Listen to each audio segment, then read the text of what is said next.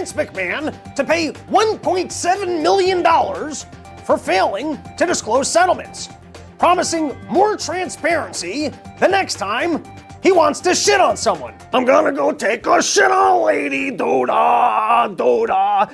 Gonna drop a big load on some chick's face, oh, doodah, day. Next, new research that most newsreaders don't read past the headlines. But we're not sure if the article supports the finding because we didn't read it. But we used our advanced headline analysis to conclude that the arsonists in California are actually government goons covering up the biolabs that leaked avian flu all over the place. With criticism of the bad liberal policies leading to the situation in California, here's Maxine Waters' plan to fix the situation with a new idea of taxing the rich. Services cost money, and we should be willing to get the richest people in this country, the richest 1% that is protected, make sure they pay their fair taxes so that we can have the money to provide the services. Visionary new policy in this time of need. Won't we place the blame on the real culprit, the man who has yet to come forward and speak up in this time of crisis, Smokey the Bear? They're great. Next up, the landing gear sexuals and what airports are doing to combat these people from humping the tires. That guy's trying to meet up with an airplane tire. In order to better understand this situation, we meet with one of these people. When did you first know that you were a landing tire osexual? Was at LaGuardia as a kid, and I saw the plane come down. When those tires swung out of the cockpit, I just felt something in my chest. A tingle, like a love tingle? Yeah, I would say. And so now you're attracted to the tires on planes. Do you also identify as a plane? No, that's stupid. I'm a person. I'm Chris. I'm a human being. Fascinating the way these freaks work.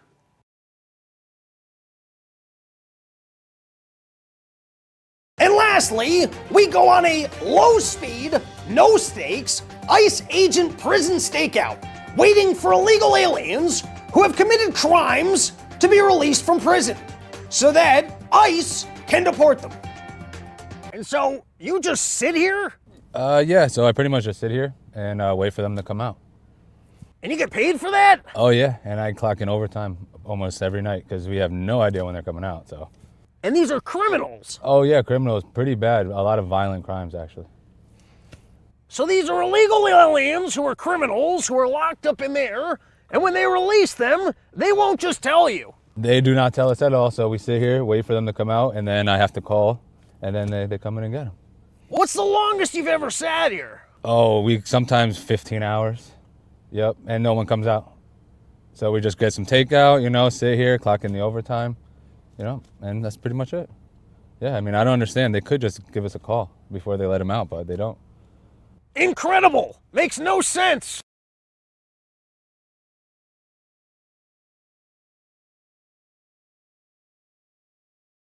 Smooth transition there, everybody. Welcome back to the Run Your Mouth podcast. No tech errors, new improvement. Look at this new studio. We're making the big bucks thanks to YoKratom.com, home of the $6 kilo, and the only place on the entire internet that you can get an entire kilo of Kratom for just $60. All right, guys, let's get into it. I've got an evening broadcast. Usually we go live on Wednesdays, but I had too much urgent news that I had to bring to the good people right away. And none of that's true. It's because part of the problem schedule switched and we're doing it tomorrow. And, I already worked too hard. I can't be doing 2 podcasts in one day. How much time are you going to actually spend like you care about this bullshit for? So anyways, let's get into it. I got the latest from California. I've got the latest from Mark Zuckerberg being the biggest piece of pussy pants on the entire internet. I've got the latest from, we got all sorts of stuff. Let's just get right on into it. And here we go.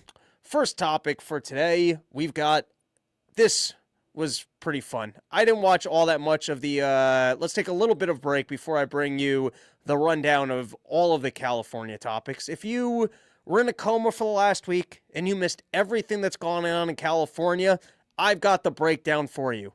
But before we get into that, we got to bring back the Stupid of the Week award. I've seen this guy in action before. I don't know that much about him. He's kind of cool and some kind of a buffoon head. I saw him once threaten to fight another dude. That was kind of cool. It was kind of a cool moment, but kind of like, hey, I don't really think that this feels like what should be going on the Senate floor. It'd be a cooler Senate floor. I'd be much more down for a good brawl. I mean, let's settle debates with a nice arm wrestle. This guy's got some shoulder muscles. I like what he's bringing to the table. But this was, I mean, such unbelievable stupidity. See, you've got Pete Hegseth, and, they're trying to get him in there. And so he puts forward the argument to the rest of Senate of who amongst us is actually qualified for their job and can show up without drinking beforehand. Do any of us want to live by this standard? And just so that we can continue to keep things consistent here, I praised Thomas Massie when he got Donald Trump's back and he said, hey, we spend $12 million congressionally on hush money payments because everyone here is sleeping on their staff and no one wants to delve into that. And, to some, that's reprehensible behavior. To others, those people deserve a high five. Kind of depends on the lifestyle that you're living. But that, I would say, falls into the category of private life. And I would even say getting hammered on your weekends, drinking in the evenings. We've already praised Pete Hegseth that if he's actually this much of a drunk and he's got and he looks this good and he's holding it together this well, then make him the chief of telling other alcoholics how to do it. That's the job that the guy should have. So listen, you want to have a personal life? We're all for personal lives. And that was what Thomas Massie's argument was, hey, guys, we don't really have one standard here for prosecuting people for their personal lives of who they're choosing to sleep with. But that's not what this guy goes with. This guy goes with, hey, none of us are actually qualified for our jobs. None of us should be here doing this, and none of us do it sober. So why are you giving this guy a hard time? And we're going to play the clip. Long introduction. Maybe I should have played the clip first. But he also turns to, I guess, the person who's running the hearing here to ask him what the qualifications for the job would be. And, of course, the guy running the very committee here to see whether or not the guy's qualified for the job doesn't know what the actual qualifications would be. Double fumble, roll the tape. And then when we start talking about qualifications for if you're qualified for it, could the chairman tell me what the qualifications are for the Secretary of Defense? Mr. Chairman, could you tell me what the qualifications are for the Secretary of Defense? I'd be happy I'll read for it. you to do that. Yeah. Let me read it. I don't know why he gives him the out of saying, I'll be happy to read it. I don't know why he gives him that out. He shouldn't give him that out. Wait, you're running this whole thing and you don't have the simple job title and the description? You're not even slick enough to just try and throw something out there while we're looking for someone with the experience who could handle the qualifications of this job? How are you not even slick enough that you just sit there as pull a Biden? Why don't you read it? For you, because I Googled I was getting some advice from my second in command. Yeah, but I'm just making a point because there's a lot about qualifications, and I think it's so hypocritical of senators, especially on the other side of the aisle, be talking about his qualifications, not being able to lead the secretary or be the Secretary of Defense, and yet your qualifications aren't any better. You guys aren't any more qualified to be the senator than I'm qualified to be the senator, except we're lucky enough to be here. But let me read you what the qualifications of the Secretary of Defense is, because I Googled it and went through a lot of different sites, and really it's hard to see. But in general, the U.S. Secretary of Defense position is filled by a civilian. That's it. If you have served in the U.S. Army Forces and have been in the service for, you have to be retired for at least 7 years, and Congress can weigh that. And then there's questions that the senator from Massachusetts brought up about serving on a board inside the military industry, and yet your own secretary that you all voted for, Secretary Austin, we had to vote on a waiver because he stepped off the board of Raytheon. But I guess that's okay because that's a Democrat Secretary of Defense. But we so quickly forget about that, and then Senator Kaine, or I guess I better use the senator from Virginia, starts bringing up the fact that what if you showed up drunk to your job? How many senators have showed up drunk to vote at night? Have any of you guys asked them to step down and resign from their job? And don't tell me you haven't seen it, because I know you have. And then how many senators do you know have got a divorce before cheating on their wives? Did you ask them to step down? No. But it's for show. You guys make sure you make a big show and point out the hypocrisy. There you go. How dare you accuse this man of being a drunk on the job or unqualified for his job? We're all drunk and unqualified. Who could possibly meet that standard? And now we're going to start exploring personal lives of how many wives people do or don't have? Who could possibly stand by this standard? What a wonderful argument for, trying to bring forward that your candidate is qualified. Sure, he might be a drunk and unqualified, but we all are. And now let's get into the case from California. And, soon enough, I'm not even going to have to do this podcast because, the talking points, I've already given you guys the blueprint of how the politicians handle all of these situations. And now we just get to watch me repeat talking about myself and watching this stuff happen over and over. And I've said it before, anytime anything goes wrong, the people who are responsible like to stand up there and go, I'm even more concerned than you are. Nobody's more concerned than me. I'm the most concerned. Nobody wants more answers than I do.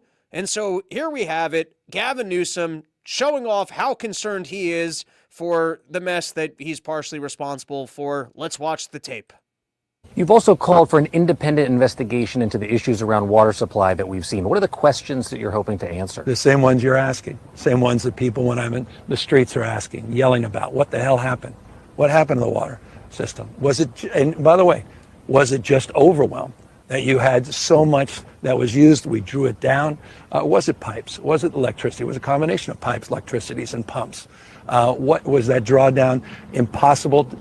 Look at how much more concerned I am than you are, that I thought about all these things that could have been a part of the thing that you didn't even think of. Because you've also called for an independent investigation into the issues around water supply. We don't have to replay that one. And then, of course, you've got Newsom implores Trump to visit LA fire destruction, not politicize the tragedy, because, hey, man, we can both get in front of the television cameras together. The whole state's on fire. People love a good tragedy. You don't even need to go bomb something and we can all look cool. Don't let David Muir from NBC be the only guy flying around taking the photograph opportunities of being and getting in and out of helicopters and being in front of pillars of flames. We could be politicizing this together. We could be working together, you and me, showing up in front of the TV camera, slicking our hair back. You don't have to politicize this by blaming me. We could both hold hands, fly around in helicopters, stand in front of giant pillars of fire. This is our opportunity to look cool together. Come on down. We could both be on the same side of this video opportunity. And now you've got Gavin Newsom saying that it's not about who's to blame for this, which that's an interesting takeaway, because if someone's actually at fault, shouldn't we blame them? I mean, let's say there was one particular individual who just decided not to refill the hoses. Like, let's say that California actually had all the firemen that it needed, had all the fire equipment that it needed. It literally had everything that it needed ready to go. And they hired a Homer Simpson-esque character who's in charge of just pulling down a lever in the case of a fire so that the water drains into the resource will be available for everybody else. And let's say we did a review and we found out that that one individual was responsible. Why wouldn't we blame them? Either he's lying and he's pulling that old parental trick where you do something real wrong and they're like, listen, I'm not going to get you in trouble. I just want to help you out here. Just playing the old good cop prosecutor card. I'm on your side here. If you just tell me what happened, I can help you clean up this mess. Maybe he's pulling that card where he's on the television and he's trying to let whoever know messed up. I'm not even mad. I just want to know what happened. Or stupidity once again, where if someone is responsible, why wouldn't we blame them? But here it is, more footage of Gavin Newsom being even more concerned than we are as he tries to figure out what happened. Roll the tape, producer man. No, it may be the absolute explanation, but there's so much mistrust and finger pointing. Let's just get the facts and let's get them out quickly. Let's stop the finger pointing. Let's just assess the truth. I'm not interested in who's to blame. I want to know what happened. I mean, how can you not be interested in who's to blame? Isn't part of what happened, who do we get to blame? Isn't that even the more interesting and fun part? Is there one son of a bitch who we get to point to and say this guy was at fault? Or maybe this is his way of saying, hey guys, let's not blame anybody here. Let's just figure out what happened. Let's just try and get to the truth to the situation. We don't have to actually find the person who messed up responsible and then possibly replace them with another individual who could be better at the job. That's not the way that you fix a bad situation. The way that we fix things is we just want to discover what the truth was, but let's not actually blame the person who did it. And then we already played this one on Part of the Problem a couple days ago where we were talking about the situation out in California. But in terms of trying to figure out who is to blame, because until he can find someone to blame, it's all about the truth. And then once he finds someone that he can place the blame on that's not him, believe me, he'll be the first one trying to. If he can figure out a way to blame Donald Trump, that's who he'd like to blame. If he can somehow say that these fires were produced and manifested by Donald Trump's misinformation, and that when he was saying that the water shouldn't be flushed into the ocean, we should clear the forests, other people took that as an opportunity to add more brush to the forest and then celebrate the additional brush that they put there and light the fireworks. So if you think about it, Donald Trump's actually at fault. But as much as he doesn't think we should blame anyone, we should just figure out what the truth is. Here he is talking about why he can't discover the truth. Roll the tape, producer man. I want to know the answers. So I'm the governor of California. I want to know the answer. I've got that question. I can't tell you about how many people, what happened. My own team saying what happened, and I want to get the answers. And I'll be candid with you, wasn't getting straight answers. Yeah. I watched the press conference. I met with some of those leaders. We had my team start talking to local leaders, saying what's going on. Our state. And you weren't getting straight answers from. I was getting different answers. He's basically complaining that every single time he has to call up the other subordinate politicians, that he goes, "Man, it's a lot like talking to me. These people have all watched the way that I handle criticism and the way that I handle when people are trying to look into a problem. And they're actually overqualified for their jobs because they should be the governor because of how good they are at not providing me the answers and figuring things out. I'm actually impressed that I allowed my subordinates to get that good at their jobs. I mean, those guys might go on to becoming president." And now this is from The Hill, where Gavin Newsom acknowledges that, in fact, there wasn't the necessary water. Let's give it a read. While water supplies from local hydrants, here we can go full screen so you guys can read along. While water supplies from local fire hydrants are not designed to extinguish wildfires over large areas, losing supplies from fire hydrants likely impair the effort to protect some homes and evacuation corridors, Newsom wrote. I've directed state water and firefighting officials to prepare an independent after-incident report examining the causes of lost water supply and water pressure in municipal that's a tough one, water systems during the fire events, and to identify measures that local governments can implement to provide adequate water supply for emergency response during future catastrophic events, he continued. So I guess we are admitting that some of the necessary water supplies were not available. And so let's dig into who's to blame for that. And so, of course, Joe Biden wants to get up and say, obviously, nobody's to blame for this. And if you're a politician and all of a sudden Joe Biden starts getting on the news to get your back, you got to be nervous and be like, nothing he's going to say is going to help. Can I see what they put on the teleprompter? Can I see what they put on the tele? Because if he's winging it, whatever he's going to say is not going to help the situation. And so here is still the sitting president of the United States of America, taking time out of working against the voters' interest and making sure that we can't drill overseas, making sure that Israel and Ukraine will continue to get their arms, making sure that he can give all the handouts left to whoever he told them we're going to make money off some windmills, making sure your student loan debt's going to go away. He's taking a break from all of his busy activities of working against the voters' interests who got rid of him to address what is going on in California. And let's see if Joe Biden can offer some clarifications as to who's to blame and who should be at fault. Roll the clip, producer man. Look, you know, I think you're getting a bad rap. I know you're getting a bad rap about these fire hydrants don't have enough water in them. Give me a break. Give me a break. What this is all about is the utilities, understandably. What they did is they cut off power because they're worried about these high tension lines coming down and causing more fires in the wind, right? When they do that, guess what? They shut off the power that controls the ability to pump the water. And so now they're giving in generators here. I mean, this is complicated stuff. They're going to have a lot of demagogues out there trying to take advantage of it. But you're doing the right thing. We're going to get it done, God willing. And I say to the people of Southern California, God bless you. Stay strong. Stay strong. We're not going anywhere. All right, so Joe Biden's explanation is that in the event of an emergency and that there's a giant fire in California and you need massive amounts of water, apparently the emergency system requires electricity that you would also turn off in the event of a fire. Let's just go over this. It's a little bit circular. So you've got a fire, which is an emergency situation, and you're going to need large volumes of water in order to put that out. And so you're going to have electricity supplies in order to supply said water, but you're going to have to turn off the electricity because otherwise the electricity could fuel more fire, which means that you're not going to have water to well, did you think this one through? Wait, so then how do we get the water? It seems like you would need some sort of a different system for pumping the water. Maybe some sort of a supply line of electricity that is more further fireproofed or is more contained to just the water units so that there's less of a risk, or maybe some sort of a built-in safety of more water. Well, the problem is we can't cool the electric systems that would provide the electricity in the event of the fire that we have to put out.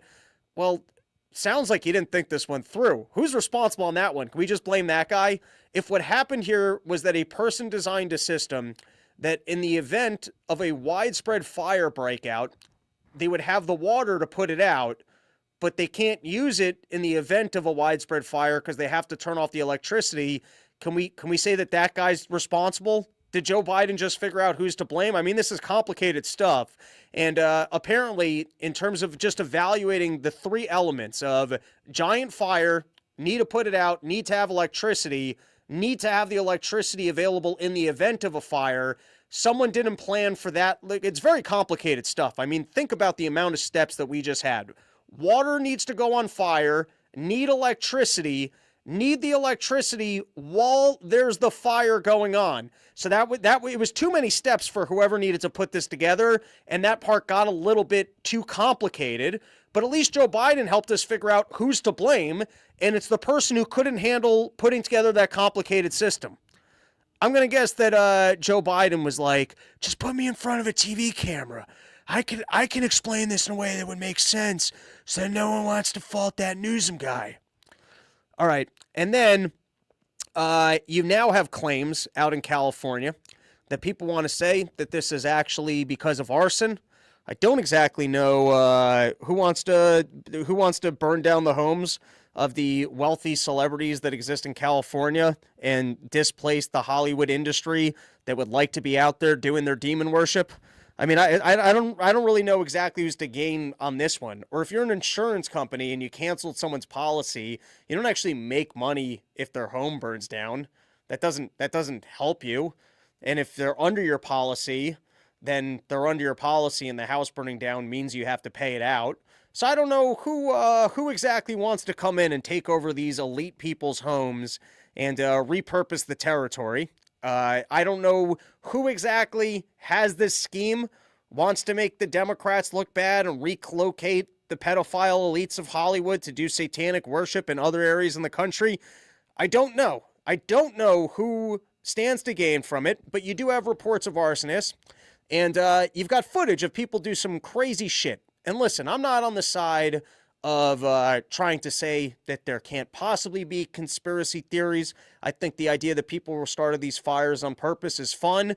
But, you know, at the end of the day, it was probably some idiot doing a gender reveal party, some idiot celebrating New Year's, or, you know, the electric company that's got a exclusive contract with the government who's not maintaining their lines enough and has favorable union contracts, so they can't possibly execute on what they needed done. But obviously everyone just needs more money, and it's not a problem of management or liberal policies.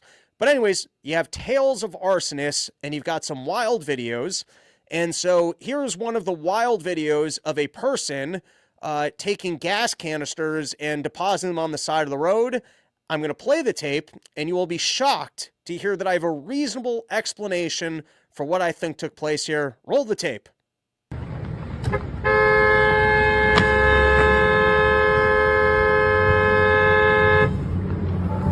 How are they throwing gasoline? The fuck? Now that seems incredibly psychotic. There are fires breaking out amongst the state, and you've got an individual opening up the back of his car and throwing what could be full gas canisters on the side of the road. And that's because a lot of you guys don't understand the way neurotic people operate. Where you're fleeing your house and you think, you know what, I might have to barbecue later. I might need this gasoline if my car breaks down on the side of the road. There might not be gas stations for me to get more gas. Should I take this gas canister? You know what? There's room in the trunk. The extra gas might come in handy. I don't know when I'm next going to be able to get gas. It would make sense to take this. It's already here. We got room in the trunk. Why not just throw it in there? And then you get on the road and you see flames in front of you and you start panicking. Hey, I might explode my entire car. And then you start thinking, well, that's just a canister in the back of the car. If the car is going to catch on fire, wouldn't my gas canister catch on fire? So I should keep the extra gas. But then you start thinking, well, maybe the gas canister that's within your car is better contained by all the steel around it. This is just a loose canister that's in the back of your car. Then your girlfriend starts complaining that she's smelling fumes. Now you're wondering, is the fumes that she's smelling all the smoke that's outside, or is it the gas canister that is in the back of your car? And then at the end of the day, you just go, you know what? I'm getting rid of this thing. I can't think about it anymore. And you're throwing it on the side of the road. So sure, does it look like perhaps that this guy was hired by the government to drive on this highway and try and discreetly just throw a gas canister on the side of the road? Yes. But I understand the way neurotics overthink, and thinking maybe taking this gas canister is a good move because it might come in handy down the line. Who knows what kind of zombie apocalypse this is actually kicking off, and how much that gas might be useful later, and then seeing flames all around you, and then panicking that you're going to explode to death, and I have to get this out of my trunk. So I'm just saying, I'm not saying that the guy wasn't an arsonist. I'm just saying that there's not enough proof available to say that he was looking to burn down California. Now, the other tape of a potential arsonist was, we brought this video to you yesterday. I want to kill the volume on this, if I can access it. Don't know if I can. As you there. All right, hold on. I know how to handle this. I'm a master of the sound now. So you had this homeless guy who was walking around with a blowtorch, and people were saying, look, clearly this guy's a goon hired to go blowtorch stuff, but, you know, maybe he was just looking to see what he could dab out in the wild.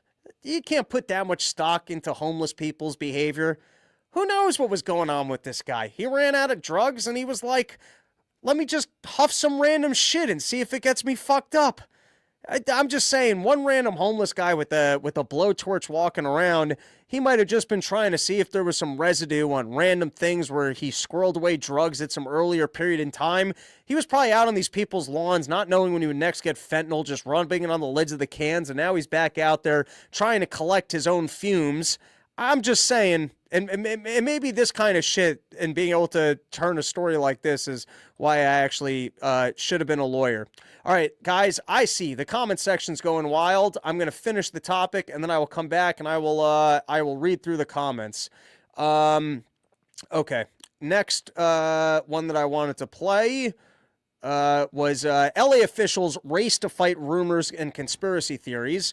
So instead of trying to investigate what's going on, instead of trying to get rid of the forest fires, what they're doing is putting resources into trying to battle the online conspiracy theories. This is from the Wall Street Journal. Scott, the LAFD public information officer, quickly explained publicly that the handbags were actually canvas bags routinely carried by firefighters to douse small fires.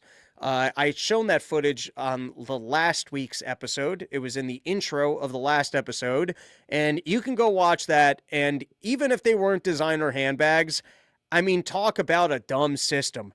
The bucket brigade of one queefy looking guy running with a single bag and filling it up could not possibly. Then you guys would have been better to say that was a training exercise that you guys were watching a video of, or that's not widespread panic. That's only when the hose turns out it's breaking and it's the last possible thing to do in emergency. But you're combating misinformation by taking what was the silliest video that was found online, of which even I, when I put it in the intro, was like, I'd have no idea how to fact check this, and this looks ridiculous, and there's no way it's true. And I guess they're combating the misinformation by letting you know that ridiculous footage of what looked like people putting out fires with designer handbags is in fact accurate. But not only is it accurate, it's actually a widespread practice and part of their training. Scott, the LFED public information officer, quickly explained publicly that the handbags were actually canvas bags routinely carried by firefighters to douse small fires because that is easier and faster than hauling around the connecting hoses. I mean, yeah, if you're a dyke that can't listen to hoses, I guess you're looking at the exact problem of your DEI hire strategy, where the people that you're hiring are unable to maneuver the hoses, and so instead you guys just go with the handbags. I mean, you're not doing a great job fighting the misinformation when the silliest video that looked like it was a Monty Python sketch of the California DEI hires putting out a fire turns out to actually be the way that you guys sometimes handle it. We're trying to battle the most devastating natural disaster in Los Angeles history. This is when they turn it on you. How dare you? And you making fun of us at this time actually gets in the way of the good servicemen who are trying to address the situation. That's always the way you got to pivot. Maxine Waters, if you watch the full clip, I played it here when she was on with Cuomo, and she goes, the real thing that needs to happen now is you need to be getting the information out there. You need to be putting the numbers up on the screen of where people can call and find out that there's no government resources to help them.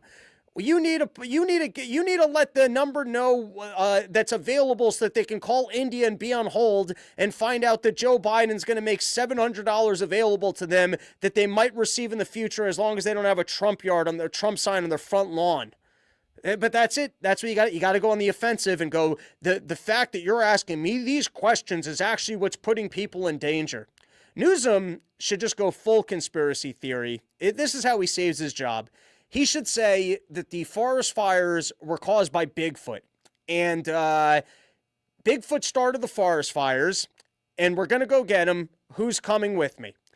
And he rallies together all of California to go on the Bigfoot hunt. And then what he does is he crosses over into Mexico. He rallies millions of people from California for this epic fight to go find Bigfoot. He says the reason that we've never found Bigfoot before is because we're using drones. It's random people. They're spread out. We never cover enough forest ground at the same time. What we need is a mass of millions of people standing arm to arm so that Bigfoot has nowhere to escape, and we are going to prune the forest step by step together until we find the beast and slay him so that he doesn't continue to light fires in California to try and uproot the demon Hollywood pedophiles that live in his hills. Because that's what Bigfoot's really trying to do. But Newsom doesn't say that part. He just says that Bigfoot's responsible for the forest fires, and it's time for us to go kill Bigfoot. And so Gavin Newsom takes an expedition of millions of people from California, and he starts heading south. And they slowly start getting towards the border, but he doesn't tell them that they're getting towards the border. And what Newsom does is he walks these people into Mexico, and then he goes, psych, and he turns back around and doesn't let them back into the country and goes, guys, I got rid of the dumbest 25% of California. Can I keep my job?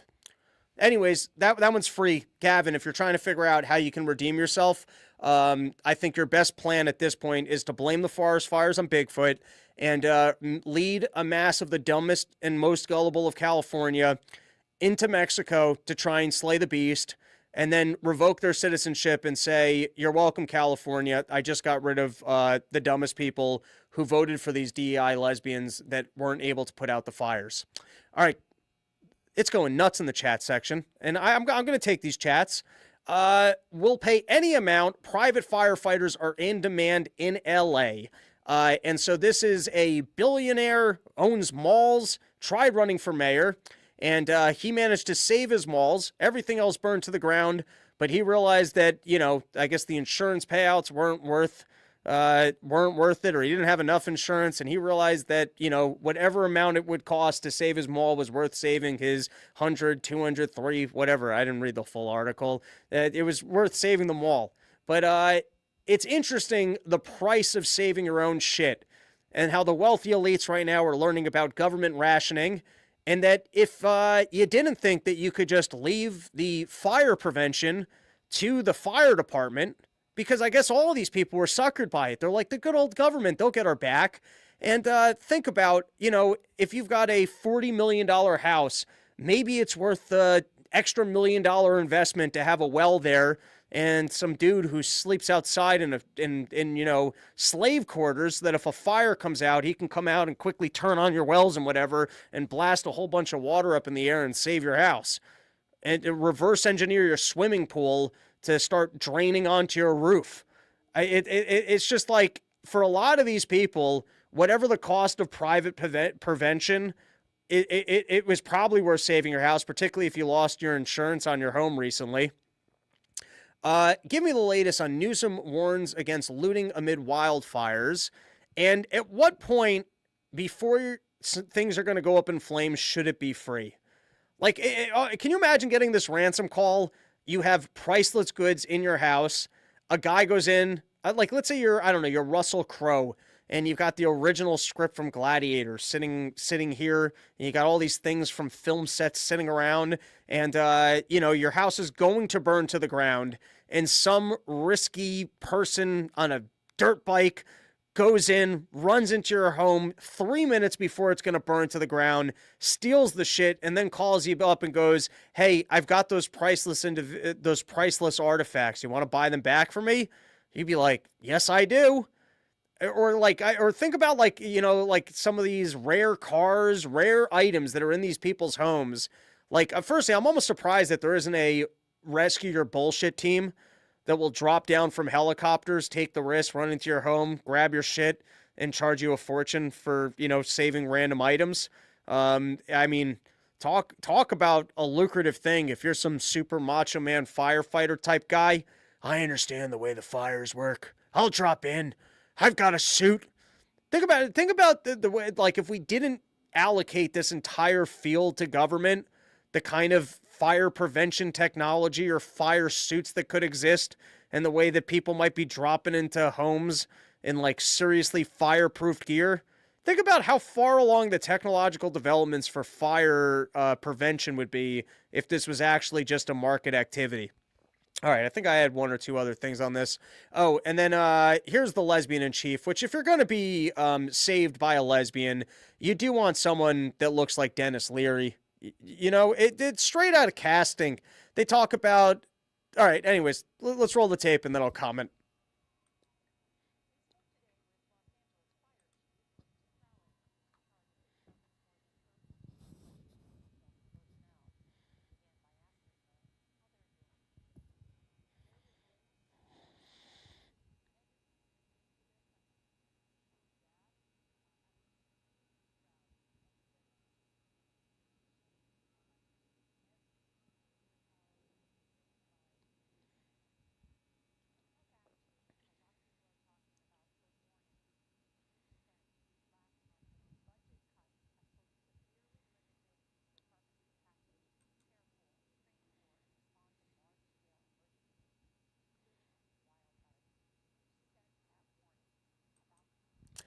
This is a fun gotcha moment, because you can't turn around and go, yeah, I was just trying to get more money.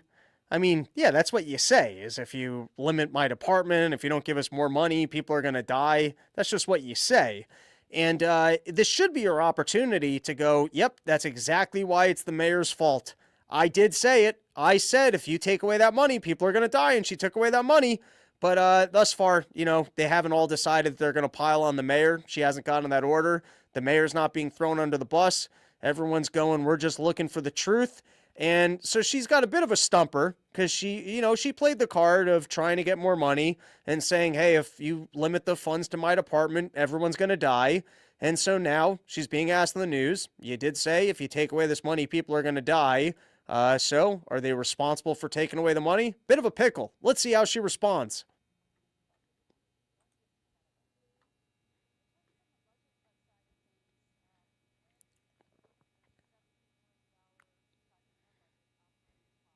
Immediately from that point, you guys are telling me no sound. I had to make some tough decisions. I looked at some other...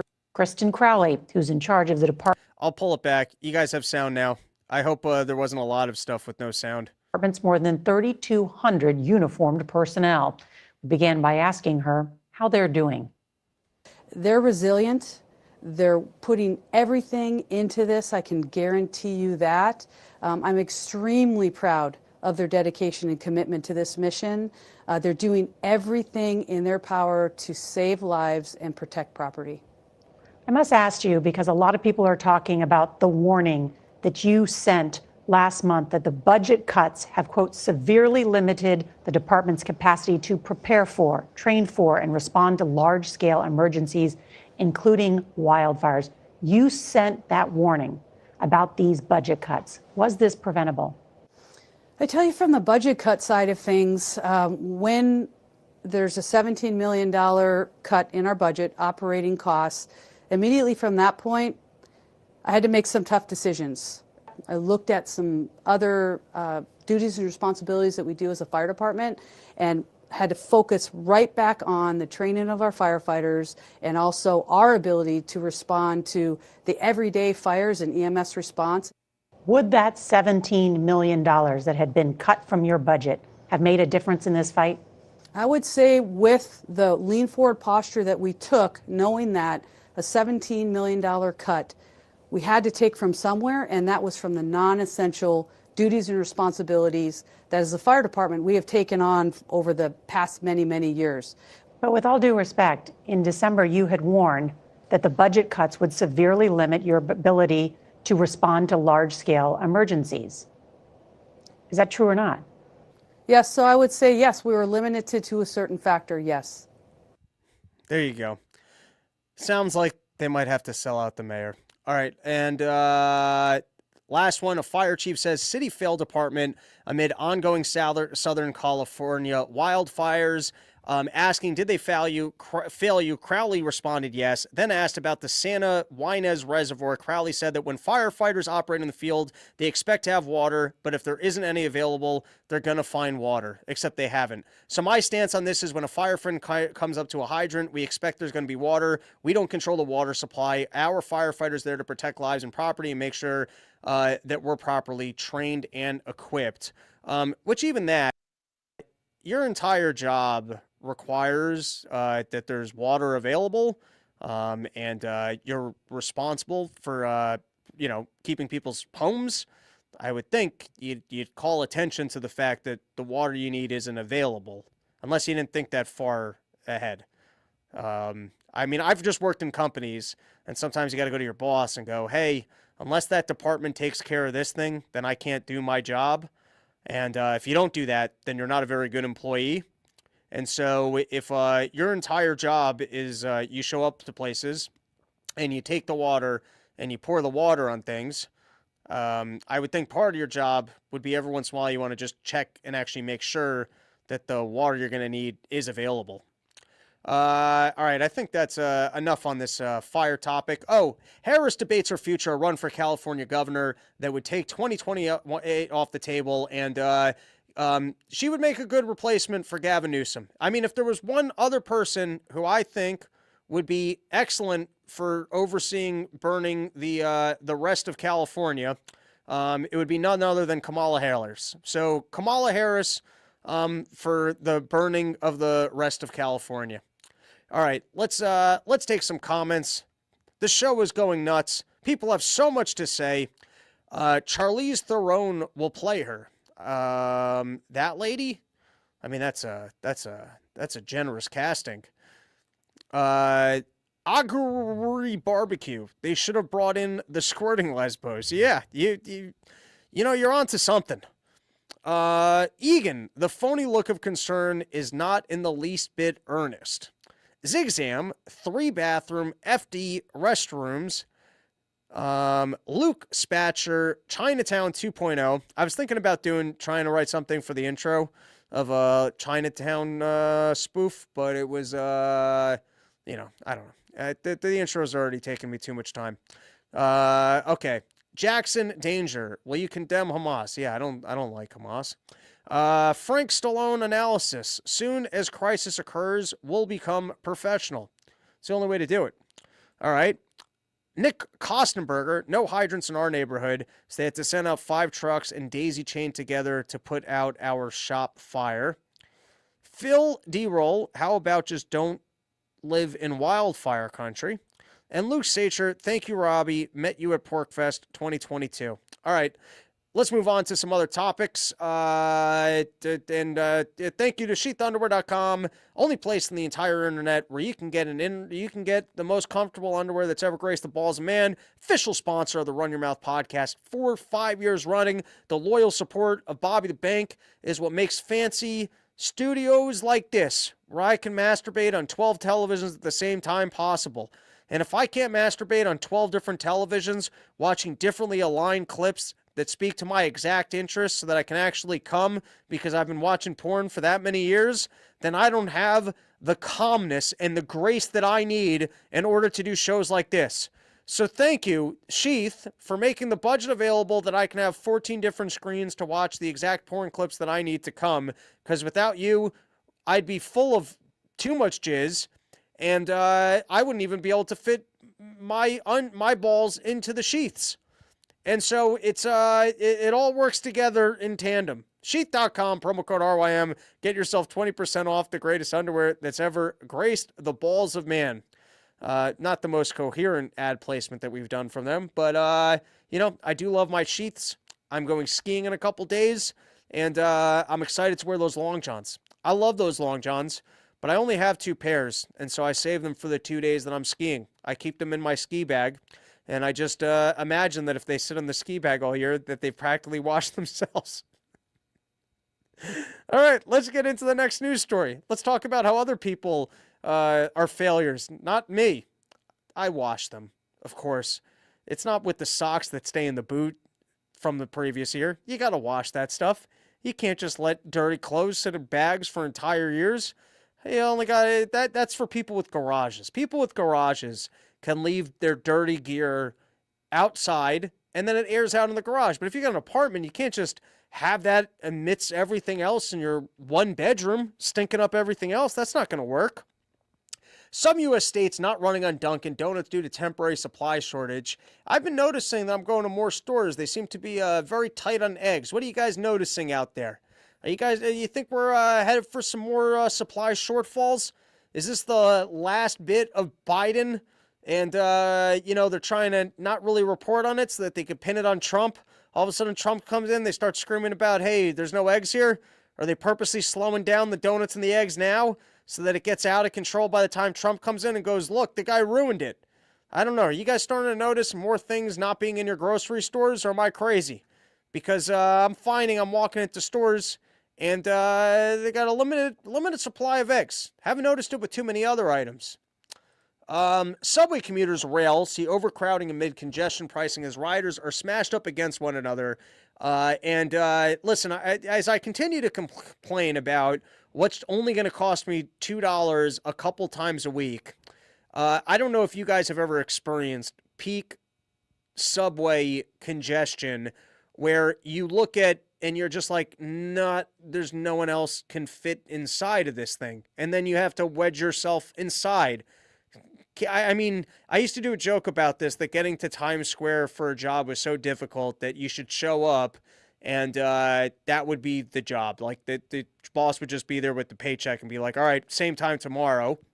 And that they were so full that when you got off, they should have had people there to be like, where do they touch you? And be like, everywhere. I've been violated.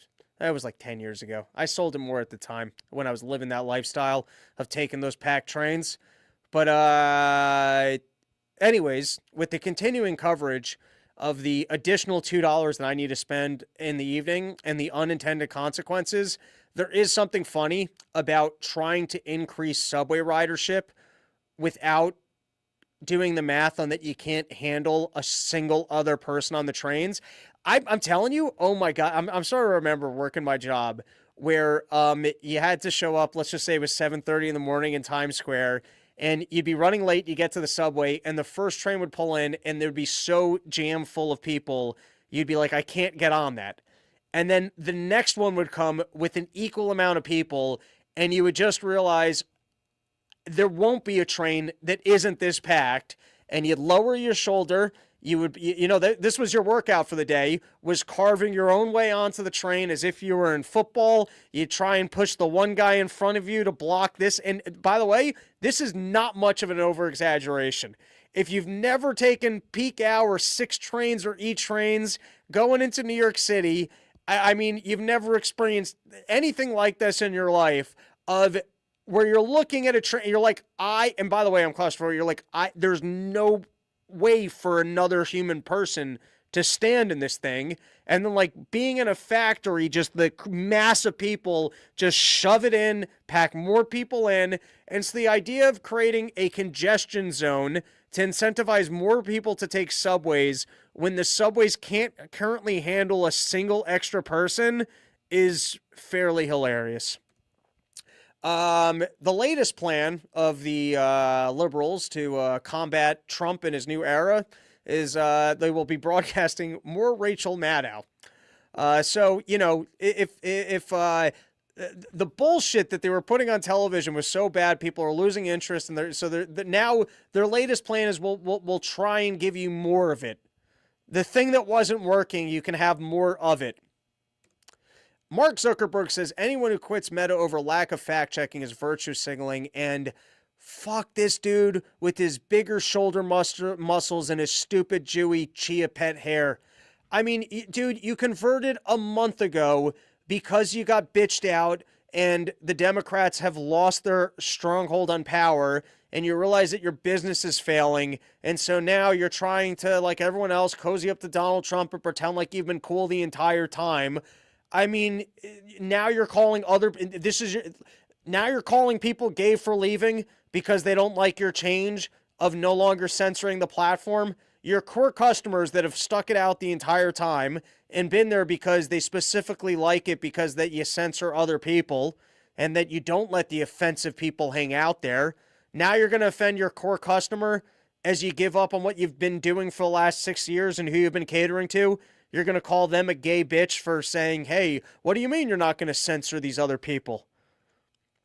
All right. And then last 2 topics, and these 2 are important. I should have probably done them to start the show. But TikTok is the Supreme Court is holding up the, I guess it was the congressional TikTok ban. To give you the short on it, I just think that the Supreme Court is weird in that they don't actually like to wield their authority. And so if Congress or Senate puts things forward, I don't think they really like to overrule them. They like to let those people do their thing. And so this is from the New York Times defending the TikTok ban. The data he added could be used. Not that it is being used, not that it will be used, but it could be used over time to develop spies to turn people to blackmail people who a generation from now will be working in the FBI or the CIA or in the State Department. Which kind of just sounds to me like you're describing what you guys are doing. It seems to me like the whole TikTok ban is, hey guys, we don't want to have to contend with foreign governments potentially, having your data and giving you information because that's what we're into. We want to be able to collect your data. We want to know what you guys are thinking, and we don't want other people circumventing the information that we want to make available. And so if other governments have an incentive to let you know how horrible the situation in Gaza is, or to let you know that Russia's not as dangerous as we're telling you it is, or the Ukraine war is not as winnable as we're telling you it is, well, that's a foreign government feeding you misinformation, and we can't possibly have that. The only people that should have access to controlling the tech companies and amassing your information is us. We don't want any competition from other governments. And last story for today, someone actually hit me up on Twitter asking if I was going to have David Collin back up. I got to send him a message. I'm waiting for him to put out part 3. I love reading his end-of-year reports. I'm not great at reading stuff, but I sit down and I read those things in full, all in one sitting, which is very rare for me. He's got a fun writing style. They're packed with information. And once he puts out part 3, which has all the creepy pedophile shit, I will certainly be hitting him up. And hopefully he'll be willing to come on for another episode. But all the way, I guess it was a year ago, I had said that I thought Trump was going to win the election and that the necessary deals are cut behind closed doors. Now, I was probably, I was half right on that. Trump did win. I do think that Trump is willing to cut deals. My proof about that was that he didn't pardon Assange the last time around because the turtle guy basically said that we'll impeach you. My memory's half there, and I yell too much and don't listen enough. So, it's all half facts and headlines. But I basically have that one right. Anyways, I think Donald Trump, when push comes to shove, he's willing to cut deals. I think that's basically the way that the system works. Some of the most important things, the deep state will say, all right, listen, we're flexible on some of these things, but this one's the non-negotiable. And what they put forward as being the non-negotiable, the people who want to be in power will fold on what is told to them as being the non-negotiables. And so here we have Tulsi Gabbard is flipping. Trump DNI pick Tulsi Gabbard defends controversial foreign spy power she once opposed. I'm sure someone sat her down and said, listen, you're not getting this job unless you change your stance on this. And they ran through the numbers. She realized, okay, nobody's getting this job if they think they're going to implement that change. I think I'd like the job, and maybe there's some other things that I'm better on. I think that's the justification, is that if I can't get in and change this, nobody can get in and change this. There's no path to victory on changing this thing. And I'll play ball with the machine because it both helps me in my career and it helps the people that wanted me because I will be a little bit better than the other person. Reasonable justification. Director of National Intelligence designate Tulsi Gabbard as defending the use of a controversial foreign spy power she once opposed while in Congress, while still pledging to uphold Americans' Fourth Amendment rights against warrantless searches of their communications. Gabbard, 43, issued a rare statement ahead of her confirmation hearing next week, promising to maintain the Foreign Intelligence Surveillance Act, so-called Section 702 authority if installed as the next chief of the 17 intelligence agencies. Section 702, unlike other FISA authorities, is crucial for gathering foreign intelligence on non-U.S. persons abroad, she said. Blah, blah, blah, blah, blah, blah, blah. And in the conspiracy sphere of the internet, basically they're saying that this is the backdoor for all the data collection that they do on us. And listen, I think they collect all of our data all the time. They got all of it, and they need some sort of a backdoor. For some reason, they want to look on your file, but they got it all. They can walk into the NSA. They can walk into some room. They can look at your file and know everywhere you've been, every person that you talk to, every text message that you send. They can find it all. And then let's say you're a drug dealer and you also have opinions they don't like. So, then they could start figuring out, well, what's the different way that we can bust you for this drug dealing thing? Or if you got some affair going on, then they can figure out, well, what's a different way that we can expose this affair? But at the end of the day, they got a file on everybody. And I think no matter what laws you change, it's not going to change the fact that the NSA will have a file on every single one of us. With that being said, people are making a big stink out of that. This is incredibly important to the deep state, because this is the way that their AI technology and data collection is able to backdoor. I only somewhat buy it because I think they're doing that shit no matter what. And the 20 years, 10, it doesn't matter. They busted James Clapper. Doesn't matter. They're gonna collect your data. They're gonna have it, and they'll figure out their ways to backdoor how they have that information on you if they want to say that they had it. That is our episode. Thank you for hanging out. I think good chance of a Friday episode. Will be a short one, and I think I'll probably do... I have enough jokes for another intro. I do not have enough time to film and edit a whole thing, so I might just experiment doing them live and just reading them. And as we get back to doing 2-3 episodes a week, it might be one as the, crazier character with more of the actual film sketches, and then ones that are a little more casual. And for a long time, I was like, no, I got to keep this show consistent. We got to have one standard so that if new people are checking out this show, it's the greatest episode that, and you know what? It doesn't matter how much work I do or don't do. We've got our loyal audience and you guys are on board for the ride. So, why not continue to experiment and, keep it fun and just try and crank out, more content, keep everyone informed, and get some jokes out there. So anyways, that's my most current, latest thought. 10 minutes from now, I might change my mind. But that's the episode. Thanks for hanging out. Here we can take a couple comments. I didn't take too many comments today. Luke Sacher, New Hampshire Free State Project. Check us out. I do like the Free State Project. Tend to play the Shell once a year, and typically in December. It's always a good time. Frank Stone Analysis. If elected CEO, weed will be magically legalized overnight, plus a cool speech. If who is elected CEO? A gory barbecue. If he had a little model of Gaza and he flicked his ashes on the model throughout the show. I don't know. All right, I think the show's over. Here's a dumb sketch to close out the show, addressing important aspects of course.